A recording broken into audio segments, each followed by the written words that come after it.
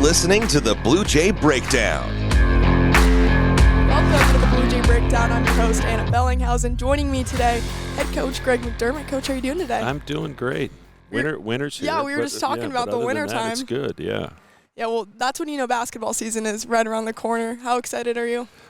Really excited. This has been just an amazing group to coach to this point. We just, I was just talking with my staff a few days ago. Like, we really haven't had a bad practice. Obviously, some are better than others, but this group really has had an incredible focus, and it's clear to me that they really enjoy being around each other, and that makes for some a pretty healthy practice environment. Yeah, picked second in the Big East, and then preseason number 8, even higher than last year. But the vibe I've been getting from this team is that they've been there, done that with those expectations, and they haven't really pulled any weight on them. Would you agree with that? I would. And, last year it was so new to us. The year prior, that team was picked 8th or 9th in the Big East, so there weren't any expectations whatsoever. And they were relatively young last year with R2 and Trey and Art being sophomores, Baylor being new to our program, and, Kalk was really the only guy that had been around. So, I think it was more of a thing last year, and but we handled it well. Like, we started off 6-0, and we played great the first couple. Actually played great all 3 games in Maui, before we had some things happen, and then went on that little skid. But I agree with you. I haven't heard it much from them. They understand how challenging the Big East is going to be, and that needs to be our focus. And if that's our focus, everything else has kind of a way of working itself out. Yeah, I want to dive into last season just a little bit before we look ahead. You talk about the losing skid. 6 games at one point this team lost, and you come back to have a run in March Madness. What did you see from that team last year that was able to accomplish that? A lot of teams could have just folded. Well, when you have adversity that happens like that, you really have a choice. You either really stick together and actually become closer, or you become fragmented and everybody kind of points the finger and goes their own way, and you never really recover from it. And credit to that group, they really stuck together. While there was a lot of noise on the outside of what the problems were, obviously we knew in our locker room. Obviously we lost Kalk for a while, and he was sick, and that changed the dynamics of our team during that stretch.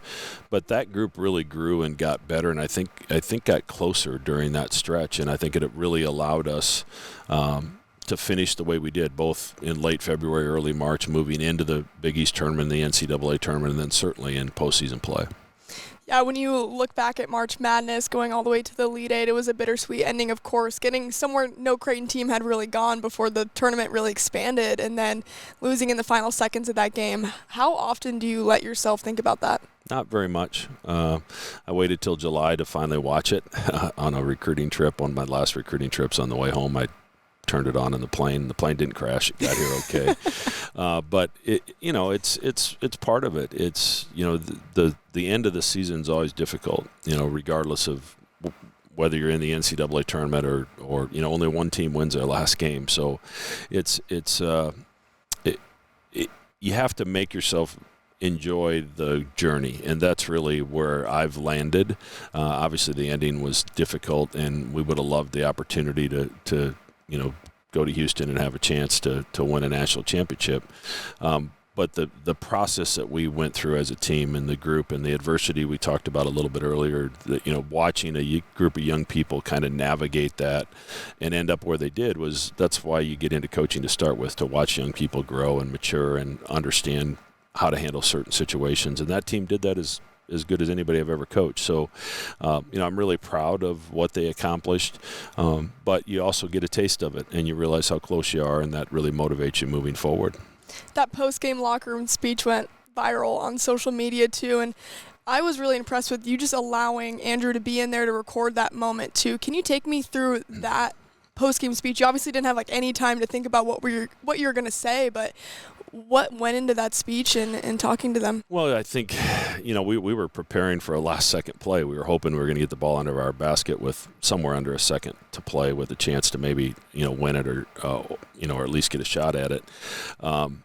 And then all of a sudden the game's over. You're shaking hands in the locker room is literally at the end of the bench. So not like I had a 6-minute walk. Mm-hmm. So you just really speak from the heart. And in that situation, you let the guys know how much you care about them, how much you appreciate their sacrifices and the way that they've come together, and then try to get them in a moment of pain and disappointment to think about how special the journey was and how all of their hard work culminated in this opportunity.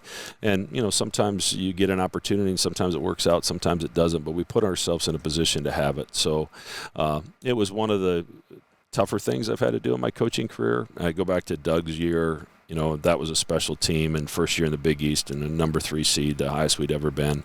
But we were down 30 at halftime, so I had the whole second half to think about what I was going to say in the locker room. But this one was challenging because it was a special group, and it ended in a very difficult way.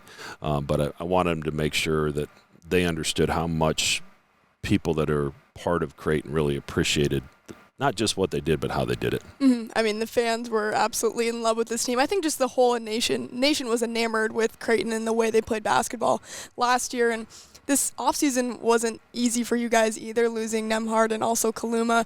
How did your staff have to respond to that in this day and age of the transfer portal? Well, I think first and foremost, you always have to be ready because we're living in a new world and anything can happen. And when that, if something happens, you better be ready to act. And, while we were disappointed that Ryan made the decision that he made, I respect it. He gave 2 great years to our program, and he decided it was better for him to move on. So we, rather than feeling sorry for yourself and being upset, you better figure out, plan B. And, we were able to get into the transfer portal quickly and find Stephen Ashworth, who I think is a perfect fit for this team. So, as a coaching staff, you always have to be ready. You have to have a plan if something goes haywire. And, fortunately for me, my staff was ready and we had done our research and we knew who we wanted to target. And then it's just a matter of trying to make it happen. And that's not always easy either. What were some of those things that stood out about Ashworth? His offensive efficiency is off the charts. His assist to turnover ratio was really, really good, and he had the ball in his hands a lot, so he made solid decisions with the basketball. He was an elite shooter, and he could play off the ball. And when it came time when R2 decided to leave, one of our priorities was who fits best with our current team, who fits best with Trey in particular and Baylor, and that's going to allow them to be the best version of themselves and kind of not really get in the way of that, but almost complement that really well. And we just felt Stephen's ability not only to play on the ball, but to play off the ball, his leadership capabilities, his communication. While the analytics said it was a great fit, his personality and what he's about it is really what sold us. And it's really been a seamless transition, and he and Trey have really fit together in a very organic way as practice has gone on, and I think they make each other better.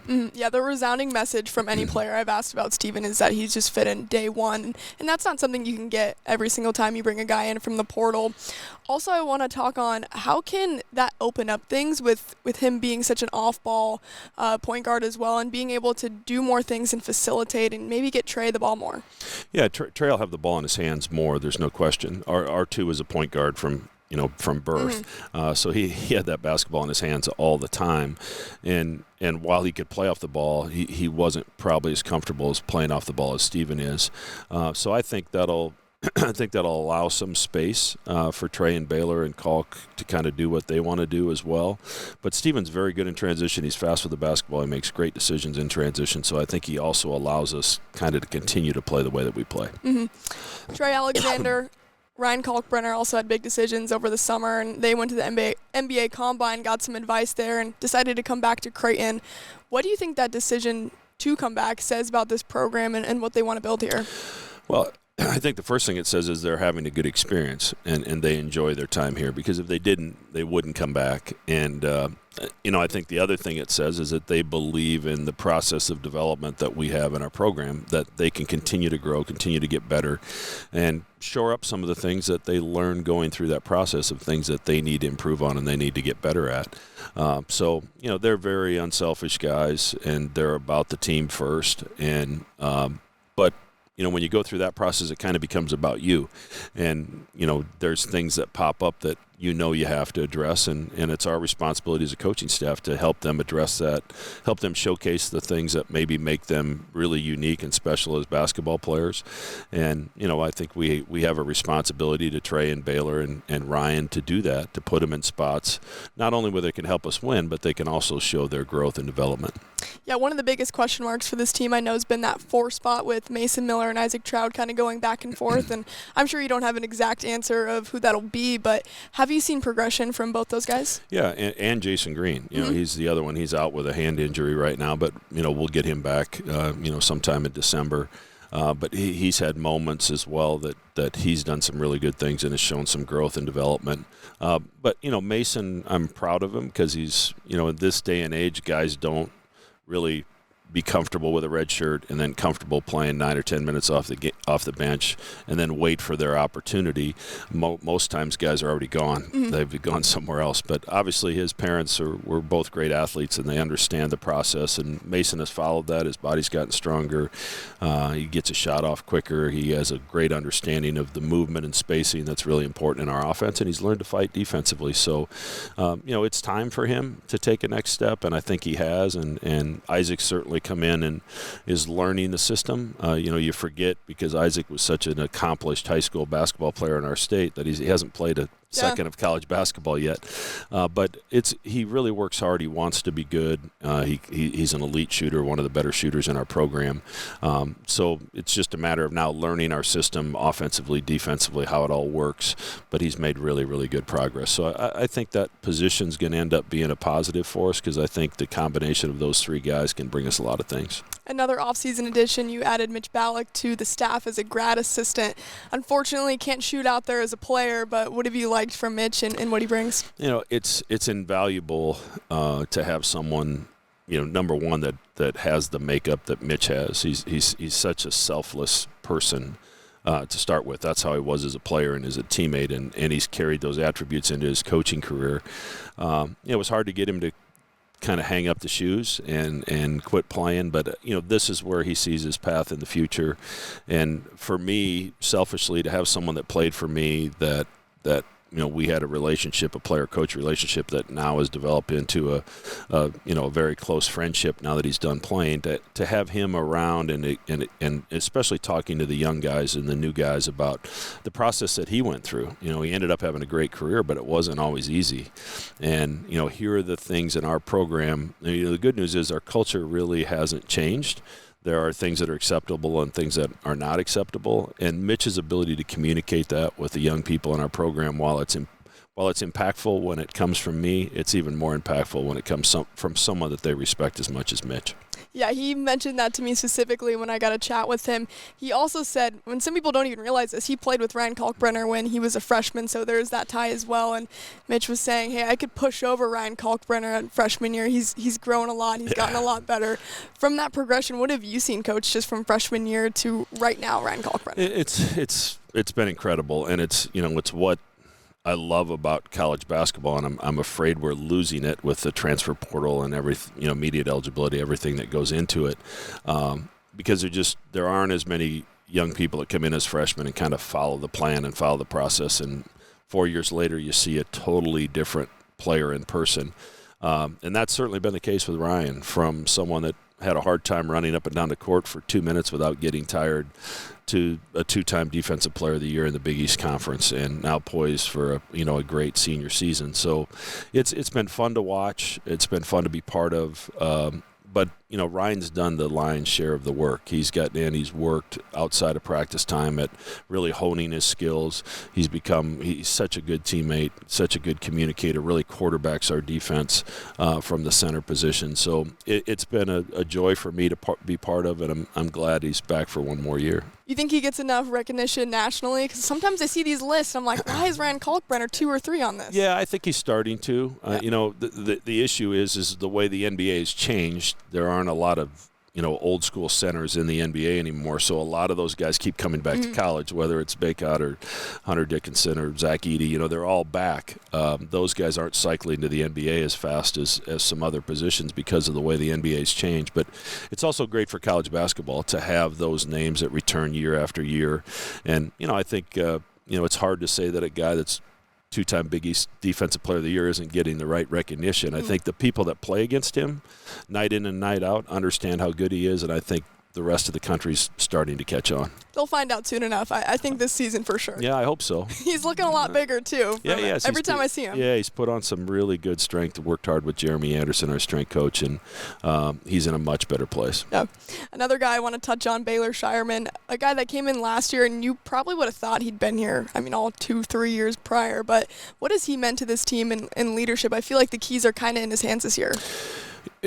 Baylor came into a situation very similar to Stephen. We had a need, and he really checked all the boxes. And Baylor was very, very careful with how much he tried to push his leadership on our team last year because he was kind of the new guy. All the other 4 starters returned, and he really worked hard, I think, for that first couple months to fit in.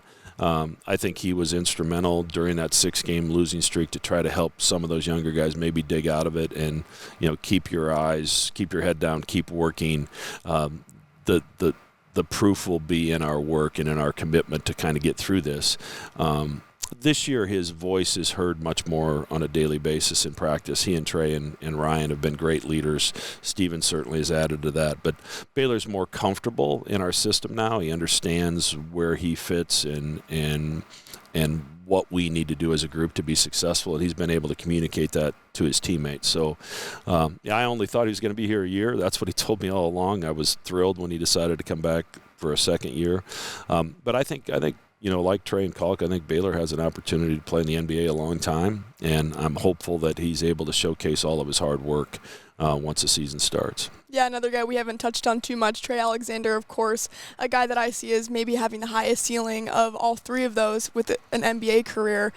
We'll obviously see how that pans out, but what have you seen from Trey's growth? Because I remember, his sophomore year and not getting as many touches as probably he would want, and now getting in that point guard position more so. Yeah, we were so balanced last year, and that was part of our strength. Any of those starters on any given night could get 18, 20 points, and we had two different guys get 30 points in the first 3 games of the NCAA tournament.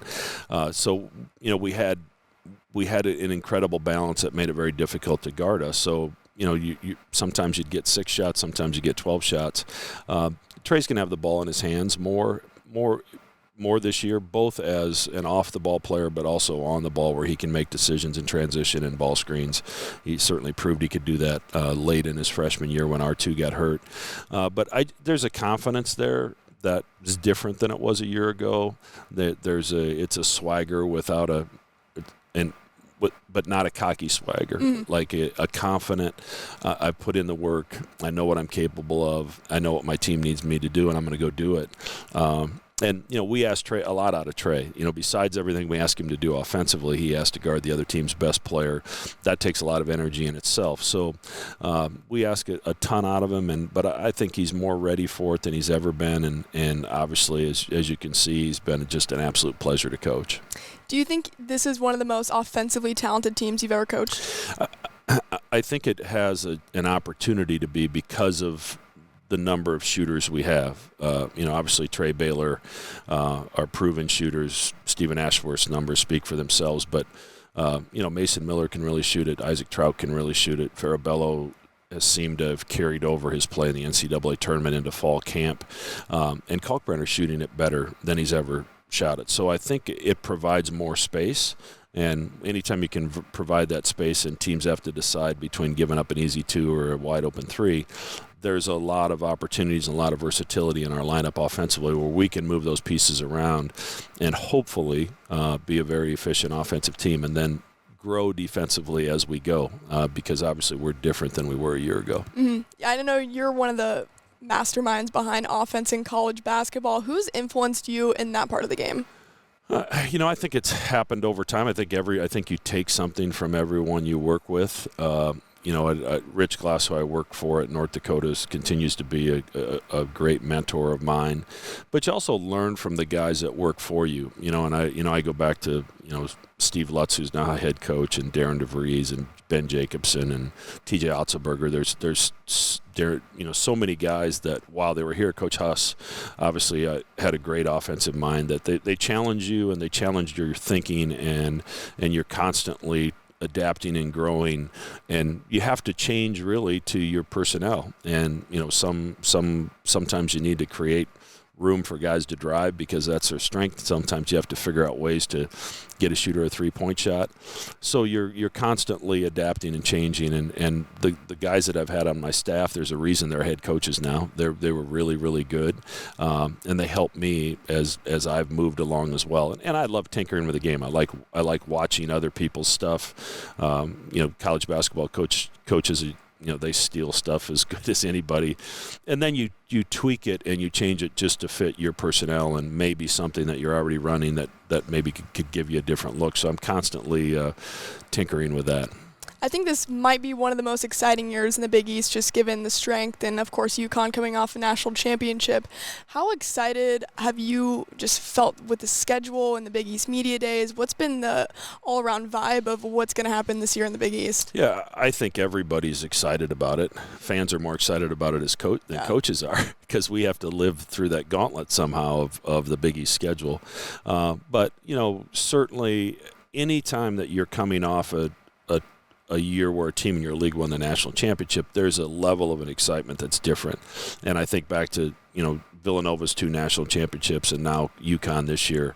That just gives your league so much traction. And now you add to it that you've got a couple other teams that are also preseason top 10. You've got a couple more that are legitimately top 25. You've got Rick Pitino entering the league. You got Cooley moving over to Georgetown where they had struggled, and he's going to do a good job there.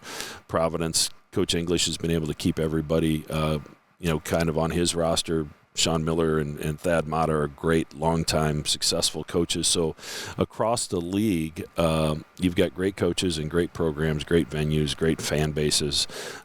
It's just a lot of fun. And, the Big East has made tremendous steps and strides since we entered 11 years ago, and it's been a lot of fun for our fans, and hopefully we can continue to be relevant. It's not easy, but we've been able to put a product on the floor that's been pretty good. Is it crazy to think back at how far you've come from the Missouri Valley days? I mean, you look back at those photos and see those guys, and now you're competing with your conference as national champions in it pretty much every other year. Yeah, I think back to, we were in St. Louis at Arch Madness, whenever that was, 2013, I guess, when we got the news, and when are we going? And I was thinking a couple of years down the road, well, we're going next year. So that task of putting everything together was daunting. Fortunately, we had a group with Doug and Ethan and Grant and Johans that had been here forever, and Austin Chapman. They were going to be good in any league, and that allowed us to get off to a good start. But Bruce Rasmussen certainly deserves a lot of credit for his vision of we built this beautiful building we're sitting in while we were still in the Missouri Valley Conference. Had we cut corners on something like this because of where we were, we wouldn't be positioned today in the Big East like we are. So it's been a fun journey. I think someday when I'm years later when I'm done and I look back at it, it's going to be pretty incredible. But it's been a lot of fun to be a part of, and there's a cohesion amongst coaches and programs in the Big East that I think is different than other places in college athletics. We really support each other. Obviously, you want to beat each other's brains in January and February and March, but the text messages between coaches in November and December and during the NCAA tournament, that didn't exist in some of the other places that I've been. So it's been a joy to be part of it. Yeah, I know you guys have a text thread going throughout March Madness. You had 6 teams, I think, at one time in that tournament? Yeah, it was fun, and we're going back and forth, and there was only one standing at the end with Coach Hurley, but obviously we were all supporting and pulling for UConn in the Final Four. Yeah, before we wrap up, Coach, what's your biggest challenge to your team this year, if you had to give them one? Well, I just think it's what is our ceiling defensively. Last year, while we were accomplished offensively, a top 25 team, we were a top 20 team on the defensive end of the floor, and that that allows you to win the games where you're not perfect on offense, where you can overcome a poor shooting night because your defense is so good. And that'll be our challenge, because we have some different pieces. There's maybe not quite the physicality that we had last year at a couple spots. And, how can we cover that up? How can we grow in those areas? And how can the guys that return, how can they elevate their games to help maybe cover us until some of these other guys can grow in our program? But that'll be it. And, we got to shoot the ball. It's a big part of what we do. We're going to shoot a bunch of threes, and, you hope you make a bunch of threes. When you do that, things look pretty good.